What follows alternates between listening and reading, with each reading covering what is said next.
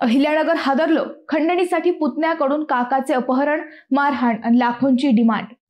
अहिल्यानगरमधून काका पुतण्याच्या नात्याला काळीमा फासणारी घटना समोर आली आहे। पैशांसाठी पुतण्यानेच मित्रांच्या मदतीने काकांचे सिने स्टाईल अपहरण करून त्यांच्याकडे 10 लाखांच्या खंडणीची मागणी केली। पैसे देण्याची तयारी दर्शवल्याने काकाला निर्जन स्थळी सोडून ते पसार झाले। पैशांची मागणी करत ते धमकावत होते। दरम्यान काकांनी पोलिसांशी संपर्क केला आणि पुतण्याचे बिंग फुटले। बापूसाहेब रामदास गागरे, राहणार तांभोरी, तालुका राहुरी असे अपहरण झालेल्या व्यक्तीचे नाव आहे। या प्रकरणी ओम अशोक ठोंबरे, अजय शंकर हुलावळे, सोन्या उर्फ आदित्य रावसाहेब गागरे, साई परमेश्वर ढवळे असे अटक केलेल्यांची नावे आहेत।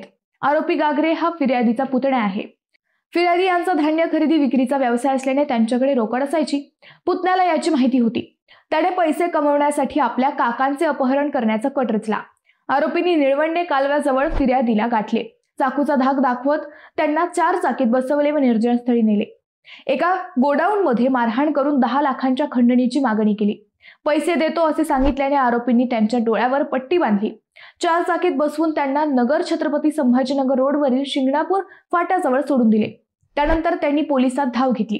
पोलिसांनी तपास करत आरोपींना ताब्यात घेतले आणि पुतण्याचा कारनामा उघड झाला।